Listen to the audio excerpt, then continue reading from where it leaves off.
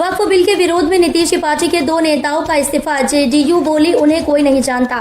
बिहार में दो जेडीयू नेताओं ने वक्फ संशोधन विधेयक पर पार्टी के समर्थन के विरोध में इस्तीफा दे दिया है।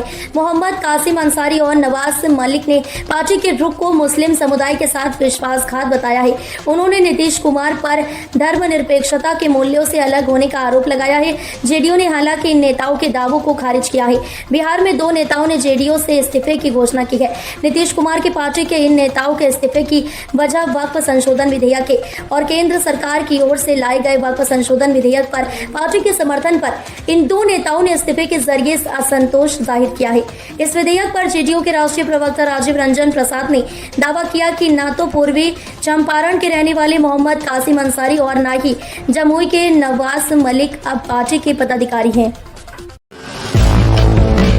वक्फ बिल पर जदयू के स्टैंड से नाराजगी, एक और मुस्लिम नेता ने पार्टी से दिया इस्तीफा। वक्फ संशोधन विधेयक पर लोकसभा के बाद गुरुवार को राज्यसभा में बहस और पास करने के लिए पेश किया गया है।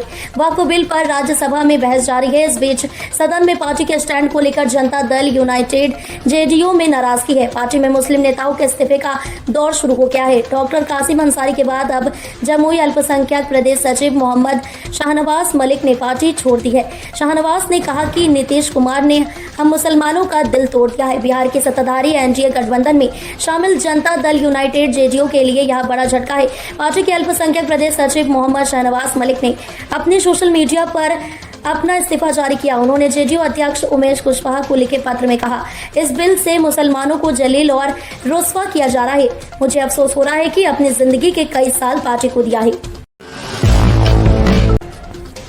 वक्फ बिल पर वोटिंग ने दिखाया आदिवासी विरोधी रुख, रघुबर दास ने जेएमएम पर साधा निशाना। जमशेदपुर में झारखंड के पूर्व मुख्यमंत्री रघुबर दास ने गुरुवार को सत्तारूढ़ झारखंड मुक्ति मोर्चा पर जमकर निशाना साधा। दास ने जेएमएम पर आरोप लगाया कि वक्फ संशोधन विधेयक 2025 के खिलाफ वोटिंग करके उसने आदिवासी विरोधी रुख अपनाया। भारतीय जनता पार्टी के वरिष्ठ नेता दास ने जमशेदपुर में कहा कि जेएमएम का आदिवासी विरोधी दृष्टिकोण तब स्पष्ट हो गया जब उसने वक्फ विधेयक का विरोध किया और लोकसभा में इसके खिलाफ वोटिंग की। बीजेपी के वरिष्ठ नेता दास ने दावा किया कि आदिवासी क्षेत्रों में अनुसूची 5 और अनुसूची 6 के तहत वक्फ संपत्तियों की घोषणा नहीं की जा सकती। दास ने जेएमएम पर कांग्रेस के तुष्टीकरण की राजनीति के जाल में फंसने का आरोप लगाया और कहा कि वह खुद को आदिवासी हितों की रक्षा के लिए समर्पित पार्टी के रूप में पेश कर आदिवासी समुदाय को गुमराह कर रहा है। संसद में नहीं हूं वरना अकेला ही काफी था। वक्फ बिल के विरोध में लालू यादव का पोस्ट, बीजेपी पर हमला। बिहार के पूर्व मुख्यमंत्री लालू प्रसाद यादव के सोशल मीडिया अकाउंट एक्स से एक पोस्ट किया गया है। इसमें वक्फ बिल को लेकर केंद्र सरकार पर हमला बोला गया है। बीजेपी पर निशाना साधते हुए लालू की ओर से कहा गया, मुझे अफसोस है कि अल्पसंख्यकों, गरीबों, मुसलमानों और संविधानों पर चोट करने वाले इस कठिन दौर में संसद में नहीं हूं, अन्यथा अकेला ही काफी था। बिहार के पूर्व मुख्यमंत्री लालू प्रसाद यादव दिल्ली के AIIMS में भर्ती हैं। उनके पीठ के घाव का ऑपरेशन हुआ जो कि सफल रहा है। ऑपरेशन के बाद उन्हें आईसीयू से सामान्य वार्ड में शिफ्ट कर दिया गया है। इस पे सोशल मीडिया प्लेटफॉर्म एक्स पर उनके अकाउंट से एक पोस्ट किया गया है।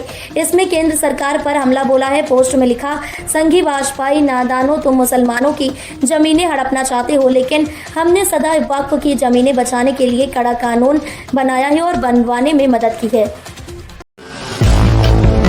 झारखंड में ईडी की बड़ी कार्रवाई। आयुष्मान भारत योजना में अनियमितताओं को लेकर 21 ठिकानों पर छापेमारी। रांची में प्रवर्तन निदेशालय ईडी ने शुक्रवार को झारखंड में आयुष्मान भारत योजना से जुड़ी अनियमितताओं को लेकर 21 स्थानों पर छापेमारी की। यह कार्रवाई मनी लॉन्ड्रिंग जांच के तहत की गई है। सूत्रों के मुताबिक ईडी के अधिकारी झारखंड के विभिन्न जिलों में केंद्र सरकार की सार्वभौमिक स्वास्थ्य योजना से जुड़ी गड़बड़ियों की जाँच कर रहे हैं। ईडी को संदेह है कि झारखंड में आयुष्मान भारत प्रधानमंत्री जन आरोग्य योजना PMJAY के तहत बड़े पैमाने पर धोखाधड़ी और भ्रष्टाचार किया गया है। जांच एजेंसी इस बात की पुष्टि करने में जुटी है कि योजना के तहत फर्जी लाभार्थियों को फायदा पहुंचाया गया है या नहीं। साथ ही फंड के गबन और मनी लॉन्ड्रिंग की संभावनाओं की भी जांच की जा रही है। ईडी ने रांची, जमशेदपुर, धनबाद, हजारीबाग और दुमका सहित कई जिलों में एक साथ कार्रवाई की है। झारखंड में ईडी की बड़ी कार्रवाई। आयुष्मान भारत योजना में अनियमितताओं को लेकर 21 ठिकानों पर छापेमारी। रांची में प्रवर्तन निदेशालय ईडी ने शुक्रवार को झारखंड में आयुष्मान भारत योजना से जुड़ी अनियमितताओं को लेकर 21 स्थानों पर छापेमारी की।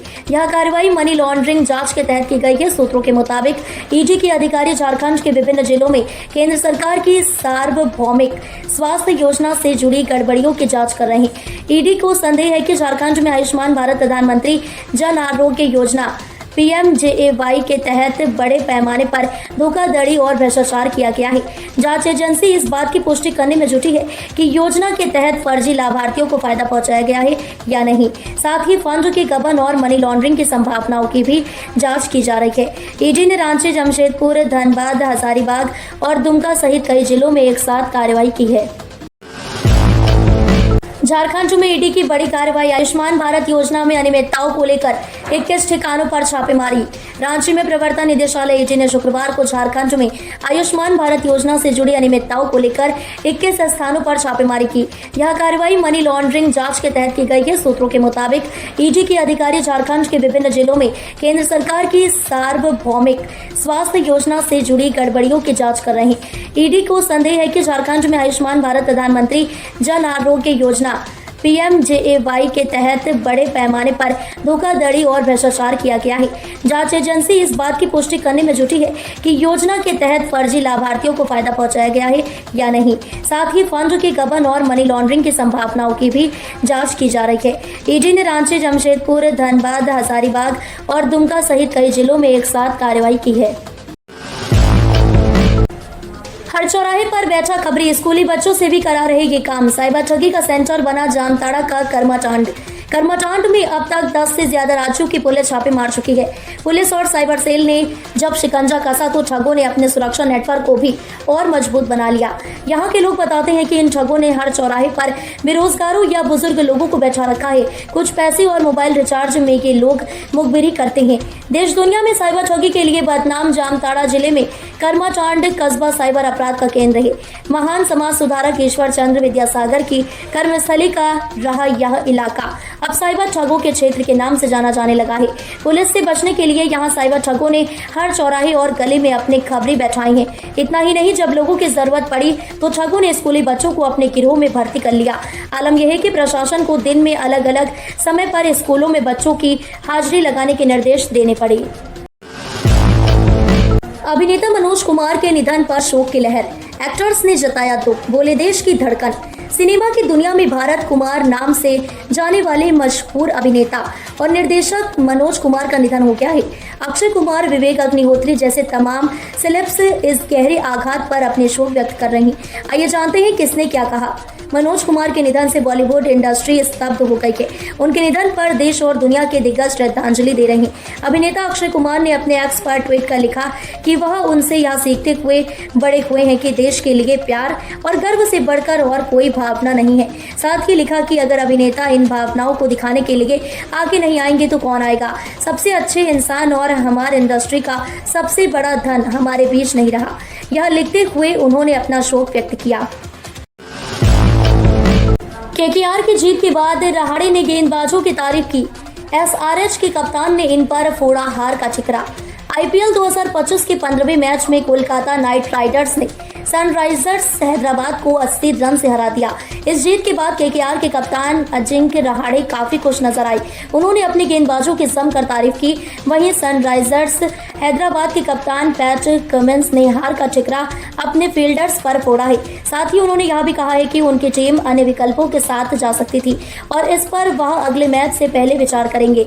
KKR ने पहले बल्लेबाजी करते हुए 6 विकेट पर 200 रन बनाए और जवाब में सनराइजर्स को 120 रन पर आउट कर दिया। सनराइजर्स हैदराबाद पर मिली जीत के बाद कोलकाता नाइट राइडर्स के कप्तान अजिंक्य रहाड़े ने कहा कि उनके टीम के लिए यह मैच जीतना बहुत जरूरी था और वह भी बड़े अंतर से। रहाड़े ने मैच के बाद कहा, यह मैच हमारे लिए काफी महत्वपूर्ण था। जीतना और बड़े अंतर से जीतना जरूरी था।